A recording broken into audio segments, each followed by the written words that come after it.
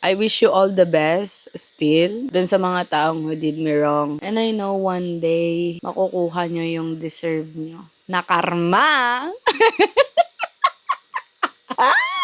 I like that. I really like that. Manapak ka bigla. Kung kailangan mo manapak ka bigla. Kaya ikaw yung nagiging the bad villain. What is up, you guys? Kamusta kayo? I hope you're doing okay. Sana nakakain na kayo. Kung kumakain man kayo ngayon, eat well sa'yo. For this video, we're going to talk about how I became the bad villain. Gusto ko yung title na ginawa ko para sa video na to. Gusto mo ba? Kasi kanina ko lang siya naisip. Kaya ngayon nagbi-video ako. Parang ewan to. Kung may pinagdadaanan ka man or may nagbabother sa isip mo na Bakit parang ako yung masama? Ay gusto ko lang naman magsabi ng totoo, ganito ganyan, blah blah blah blah. girl, eto na yung video na para sa'yo. Kung kailangan mo ng advice or what, sana may makuha ka sa akin. Kasi dumating din ako sa point na talagang hindi na ako matahimik. And yeah, parang let's talk. Mag-usap tayo sa nararamdaman mo kung ano man yan. No, mahirap na nawala kang napagsasabihan or what. Kung nafe-feel alone ka ha, ewan ko, kung gusto niya lang naman ng chismis, di go, okay ng ina niyo. Hindi guys, I'm going to make this clear as a fucking crystal ha. Wala akong ini-specific na person dito. Generally lang to sa mga taong who did me wrong, okay? Sa mga taong ginawa akong masama. Even though hindi ko sila intentionally ginawa. Kung naging masama man ako, for me, it was my decision for myself. Hindi kasi dahil para sa ganito, sa ganyan, sa ibang bagay na. Hindi. Malaki ka na, utak mo na yan, kaya mo na yan. Te. First things first, paano ko masasabing ako yung naging bad villain dito? Rektahan. Nirerekta ko yung nararamdaman ko. Sinasabi ko, anong naranasan ko sa tao na to. And I'm not saying this just so mag-iba yung tingin nyo sa tao na to o kung sino man ang nasa isip nyo. Kaya nyo na yan. Hindi ko sila sinisiraan, hindi ko to sinasabi para mag-iba yung tingin nyo sa kanya. Ito yung naranasan ko, guys. And yun na yun. Hindi masama yung tingin ko sa kanya or what. I think good naman ako. Goods ako sa lahat. Malaki na kayo. Nasa sa inyo na yan kung paano nyo i-handle tong kwento ko sa inyo. Kasi uulitin ko, for me, yun ang naranasan ko. Hindi ako nagamit or nakakagamit ng maayos na words or hindi ko napaparating ng maayos yung gusto kong sabihin. Na at the end, ang dumadating pala sa kanila is minamasama na nila. Though kasi depende naman kasi yan kung paano yung tono mo. Pero kasi, ayun nga, even though kahit ganun yung tono ko, ay may makikita mo naman sa mukha ko kung masama ba or minamasama ko yung sinasabi ko na parang kang tanga. Para kang ewan, ang bobo mo, parang gano'n. Makikita mo naman yun sa mukha, hindi lang sa words. I mean, kung ang mas counted sa'yo ay ang action kesa sa words, ewan ko kung maalam kang umintindi, umunawa, o what. Nasa action talaga ang tingin mo, hindi lang sa words. Ewan ko, hindi ko alam kung nagigets nyo or napipick up nyo or nagbe-make sense sa inyo, okay? I think goods naman ako sa mga taong who did me wrong. Napatawad ko naman na sila. O for me ewan ko lang sa kanila. After everything, natuto ako, nag-grow ako. Kasi bago ako dumating sa point na tama na, this is too much na for me. Hanggang sa hindi ko na naiisip yung sarili ko. Hindi ko na na-prioritize self ko. Hindi na ako nag-glow, some type shit, ganon. Doon na ako titigil. Kasi nakikita ko na hindi ako okay Hindi ko na naalagaan yung sarili ko. Kaya, fuck this shit. It's me time. Ako na to. Ako naman, bago talaga ako dumating sa point na parang, ate ko, tama na. Ikaw naman. Isipin mo naman yung sarili mo. Ginawa mo na lahat. Okay na yun. You did your best. It's time for you to take time sa sarili mo. Shit! Nga naman, no? Looking back sa sarili ko, parang, damn, grabe, I've been through a lot of shit. And masasabi kong sobrang strong ko ngayon. I am one of the soldiers na nasa listahan ni Papa G. Come on. Though dati, guys, sa mga nakakilala sa akin or nakakasama ako noon sa labas, nag-post ako noon sa IG. Hindi para humingi ng simpatsya or nagmamakaawa or nagpapaawa. Kasi nag-ano na ako sa kalendar ko. Sobrang depressed ko noon. Sobrang down ko noon na ayoko na mabuhay. Gusto ko na tapusin yung buhay ko noon. Yun yung time na gusto ko na magpakamatay noon. And thank God, hindi natuloy. Kung natuloy yon, hindi ko makikita yung nangyayari nangyayari ngayon sa paligid ko. Masaya pala mabuhay. Kung nararamdaman mo na parang bakit ikaw yung naging masama, hindi ate ko. Let's say na hindi na ikaw yung problema. Yung ano na yon, yung tumatanggap na, yung nagre-receive na ng mga sinasabi mo. Nasa sa kanya na yun kung paano niya ite-take at or iha-handle. Kasi wala ka na mali dun. Ginawa mo na yung part mo eh. You did your part. You gave your best. Kung gusto mong ulit-ulitin yon, go ulit-ulitin mo. Hanggat kaya mo, go lang. Pero kung nafe-feel stuck up ka na or nagsasawa ka na kung about man sa partner mo yan or sa friend mo na talagang ayaw kitang mawala sis. Gagawa ko na paraan para sa'yo para hindi tayo mag-go far away both sides. Go. Ulit-ulitin mo hanggat kaya mo. Pero kung nafe-feel mo na nadidrain ka na, ikaw na yung nadidrain dahil paulit-ulit and type shit, go ate ko. It's time for you to take care of yourself. Kung ano naman kasi, maalam naman din kasi umintindi yung kinakausap mo, walang magiging problema. 'Di ba? Depende na nga lang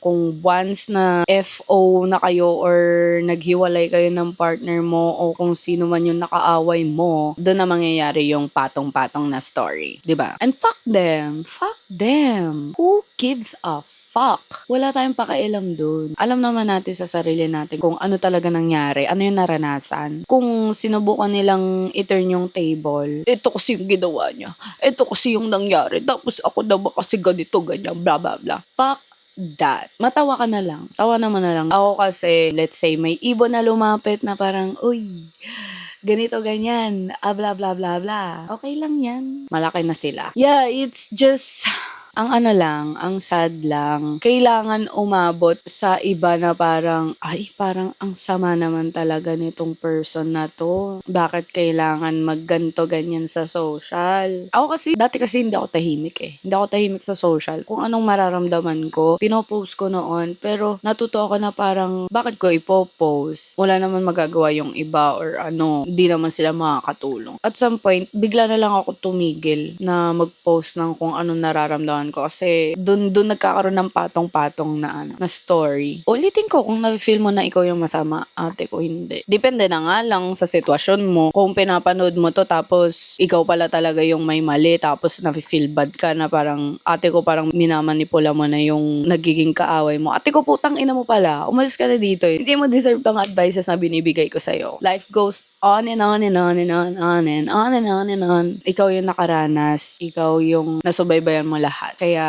depende na lang sa tao kung sinong mapagsasabihan o kung ano man. Kung hindi siya one-sided or what, edi good. Kung one-sided siya, edi puko ng ina niya. Di porket mas close sila, siya na yung papakinggan mo. No. Pangalawa, ang question nating lahat is bakit may taong ganon?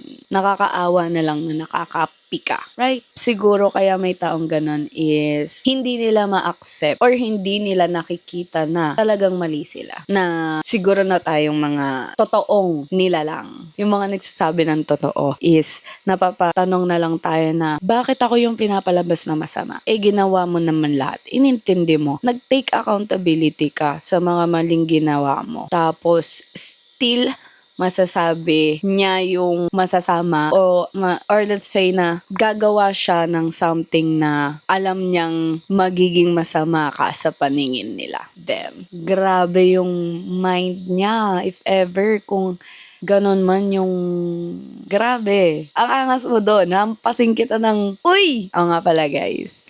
Basahin niya to. Maangas yan. Hindi ko siya binabasa para matuto akong manipula na. Hindi ko inuugali yan kasi fuck them manipulators, right? Fuck them. Like, hard FUK sa inyong mga manipulators, bitches. Ate ko, kaya ako nagbabasa yan kasi feeling ko madaming nagmamanipula sa akin. Though, there's a lot of people who is manipulating people. I'm happy talaga na nababasa ko yan. Though nasa sa inyo nga lang kung paano nyo iti-take yung mga nakasulat sa libro. Kasi ako tinitake ko siya. Basta iba ko siya kung paano basahin. Wala, share ko lang guys na okay siya. Binabasa ko siya kasi para mas lumawak yung utak ko paano ko makakabasa ng isang taong manipulator or low-key manipulator. Ate ko madaming nagsasabi na ayaw nila sa mga manipulators type shit. Pero low-key, manipulators sila. Sino yon? Sino yon? Who says that? Kidding aside, ate ko, kung maalam kayong, mabilis kayong makabasa ng tao, makikita nyo kung paano ang isang taong manipulator. Nagbasa din ako ng libro na paano magbasa through their characters. Mukhang tanga ha, pero ate ko, mabilis akong makabasa. Hindi ko alam kung anong impression ang nabibigay ko sa inyo or what. Pero kasi, ate ko, mabilis kitang basahin. From a mile away, I smell already a manipulator. Hindi ko na alam kung anong pwede nating idagdag pa dito sa usapan natin. Ayun, ang tanong, bakit may mga taong ganun nga? Though sasabihin nila hindi sila kumukuha ng sympathy ng ibang tao. Naging aware naman din ako, may mga nagawa akong mali sa mga taong from the past. Though I take accountability naman. Kasi bata pa ako nun. Hindi pa malawak yung isip ko nun. Pero kasi ngayon, ganun na siya sobrang lawak na, parang sobrang ultra wide na. Kung may ikwekwento ka sa akin, hindi ko agad iintindihin yung, hindi ako titingin ng mali agad. Iintindihin ko muna yung side mo. Then, once na tumahimik, lilipat ako doon sa kabila. Hindi like, I mean na makikipagkita ako doon sa isang person. No. Mahirap gawin, mahirap explain to pero parang sometimes na pagtutugma ko yung mga bagay kahit hindi ko nakakausap yung taong tinutukoy nyo o ano man. Parang ang bilis ko mag-connect. Mabilis din ako makaramdam. Mabilis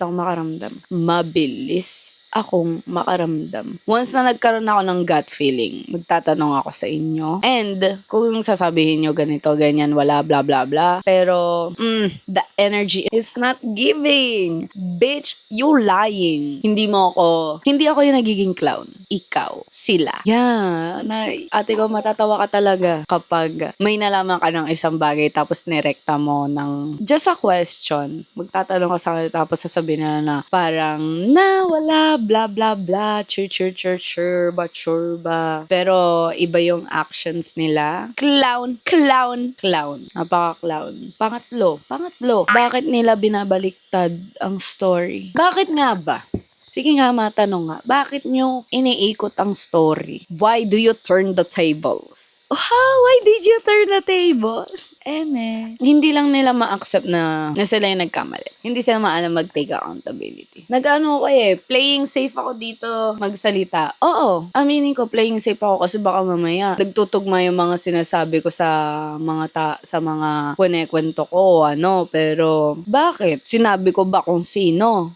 Tangina mo pala. Ate ko, nasa sa inyo na yan kung paano nyo ite-take ha. Huwag nyo akong atake, hindi. Para bang may nasabi na agad? Ate ko, hindi. Tangina kasi kailangan kasi maging soft, gentling talk dito para hindi nyo masamain lahat. Putang ina nyo. Wala akong pakialam sa inyo. Bakit ko ba iniisip yung iniisip nyo at yung mararamdaman nyo? Alam ng kataas-taasan kung ano ang nararamdaman ko. Alam ng kataas-taasan ang totoo. Nasa sa inyo na yan kung paano nyo sino yung tao na yun. Minsan, kung magkakaroon man kayo ng confrontation or so what, kung anong tawag nyo doon, ipagitna mo si Lord. Kung alam mong nagsisinungaling sila, ipagitna mo yung pamilya nila. Idamay mo na lahat ang kailangan idamay para lang lumabas ang totoo. Yun ang maganda, ate ko. For me that works for me. Kasi alam ko, once na nag-lie ka, ate ko, may mangyayaring masama sa pamilya mo. Isusumpa ko lahat ng taong mahal ko. Mailabas ko lang talaga yung totoo. Kasi I know na totoo yung sinasabi ko, ate ko, ipapagitna ako kung sino kailangan kong igitna. Mailabas lang ang totoo. Masamain na nila ang masamain. Pero gusto ko ng totoo. Ipapagitna ako, lumabas lang ang totoo. Yun ang maganda, ate ko. Damn, ang sarap sa feeling nun. It really gives you satisfaction. Tirahin mo na kung anong kailangan mong tirahin. Boom. You done. You bitches are done. Why do people lie? Napapahiya sila. Na parang, tinama, ikaw naman pala ang may mali. Bakit mo naman kailangan i-turn ang table? Diba? Choose choose na lang kung sino yung talagang totoo para sa inyo. Yun na lang yun. I mean, kung maalam kang umaccept ng pagkakamali, that's a really good thing. Makikinig pa din ako sa story na sinasabi mo. Kasi nakaka-tense. Nakaka-excite. Anong story ang sinasabi mo? Bakit ganyan? Pero hindi tugma dun sa story na isa. I mean, kung ikaw ay presente sa mismong nangyari, ewan ko na lang. Magulat ka na lang kung isa ka sa testimony na tas bigla ka na lang kinat off, ate ko. It's because alam niyang naglalay siya. Alam niyang may pinapalitan siyang story. Ate ko naman, parang tanga. Pasuntok nga sa panga. Gigil mo ko eh. Grabe mga tao. Tingnan mo kung gaano sila magagalit, gaano sila magre-react kapag dinamay mo ang isang tao or bagay o kung sino mang pwede mong idamay sa usapan nyo. Tingnan mo lang talaga. Oo, magiging masama ka dun. It's just because you did it for the truth. Be scared. Kasi, sila lang mapapahiya. Bakit ba ikaw yung inaano ko, tinitira ko eh. Nagchichikan nga tayo dito. So, paano tayo napunta sa naging, bakit tayo naging bad villain? Lahat ng inilalahad natin ay katotohanan. Kaya tayo yung nagiging bad villain. That's why. Madaming beses na ito nangyari ha. Basta may nangyari na. Nagtatanong ako. Once na nagtatanong ako. Ulitin ko, once na nagtatanong ako, may alam na ako. Nasa sa inyo na lang kung sasagutin niyo ako ng with katotohanan or kasinungalingan. Sino nagmamukhang clown sa amin? Ako o sila? Para kang tanga. Ate ko. Minsan kasi nanguhuli mo na din sila sa sa words nila. Kaya parang it's just grabe. Pero kasi, nakaka-tense itong usapan na to. Pero matapang tayo, syempre. Wala akong pakialam sa opinion nyo. Kasi you guys did me wrong eh. May karapatan ako para i-open up tong mga bagay na to. And I don't care kung madami man magka-cut off sa akin. Kasi, kung i-cut off nyo man ako, ate ko, you made it easier for me. Pero mawawalan na nga lang ako ng thrill. Dang it. Sayang naman ang tato. Doon mo talaga malalaman kung sino yung totoo para sa'yo. Kasi ako kahit, madami akong kaibigan, pero 3 lang yung talagang pinagkakatiwalaan ko sa buong buhay ko. Sobrang grateful ako sa kanila. Sobrang thankful ako na pinagtugma kami. Talaga sobra. Sobrang saya ko. Sobrang, alam mo yung parang sa sobrang dami na naming tulong sa isa't isa. At hindi kami like parang bayaran mo ako, ganito, ganyan. Kakaiba yung friendship namin. Sobrang kakaiba. Grabe. As in, Grabe. Grabe talaga. Pag nawala sila, putang ina na lang. Alam mo sa aming 3, ako yung pwedeng may gumawa. Pangalawa, ito yung POV ko sa aming 3. Ako yung pwedeng umaksyon. Hindi ako magaling sa salita, oo. Pero kung bibirahin kita. Pero, syempre may kokontrol sa akin. Sa emotion ko ha. Sa emotion ko, hindi sa kung paano umandar yung utak ko. Pero, doon ako nagkaroon ng character development. Kasi kung hindi ko nagawa yun, speechless. And sobrang thankful talaga ako. Natulungan niya akong i-control yung kung paano ako mag-react, paano ko i-handle yung mga salita. Hindi ako understanding noon. Ate ko, hindi ako perfect na tao ha. Sobrang sayo ko na nagkaroon ako ng character development. Not gonna lie ha. I ain't gonna lie. Yung pangalawa, siya ay yung parang kung kailangan niyang bumira-bibira din siya. Parang same kami. Pero kasi ako more kailangan ko ng may parang hahawak pa sa akin. Di mo kailangan maging violente. Kasi ako yung violente. So, yung isa naman, through words, talaga matri-trigger ka. Kaya niyang tirahin yung kung anong kailangan niyang tirahin. Without being physical. Ate ko talagang, ganun.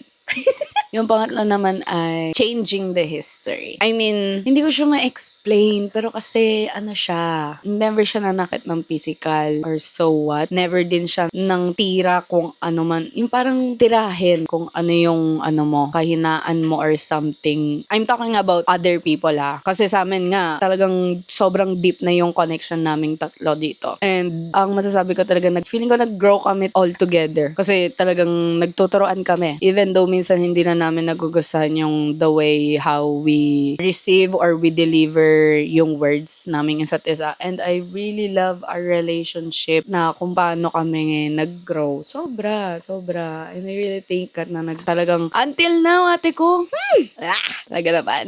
Pero ayun nga, bakit ako naging yung bad Ba't ako yung naging bad villain dito? If ever man may makapanood sa mga taong who did me wrong, malaki ka na, kaya mo na i-handle yan, pero sana wag mo masamain kasi hindi naman ako nagsabi kung sino ka. Baka tas yung iba pa, hindi naman nila. Anyhow, ayun nga. Sana may nakuha ka sa akin na advice or what. Nag-enjoy ako dito. Wala akong pakialam kung bigla-bigla na lang ako makakat off.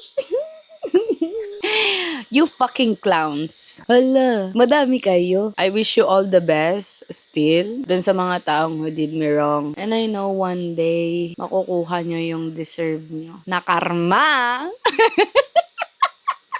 Siya na ang bahala sa inyo. Kasi alam ng kataas-taasan anong ginawa nyo sa akin. Life goes on and on and on, on and on and on and on and on. Fake love yun. See you around. So guys, that's it for the video. Thank you so much for your time. And sana nag-enjoy ka din sa one-on-one talk natin. I hope you like our talk. Sana nabusog ka kung kumakain ka man o ano. And be strong. Kaya mo yan. Face lang yan. Nasa face ka lang. Fighting. Manapak ka bigla. Kung kailangan mo manapak ka bigla. Is because we lay the truths. Kaya ikaw yung nagiging the bad villain. I like that. I really like that. Thank you so much for watching, guys. I wish you all the best. And mag-iingat kayo palagi. Kumain kayo sa tamang oras. Don't forget to give this video a thumbs up. Hit the subscribe button. And hit that bell notification. Para makita niyo yung susunod kong video or vlog. Okay! Okay! Bye, guys! Ang haba naman ng guys ko. Uy! Bye, guys!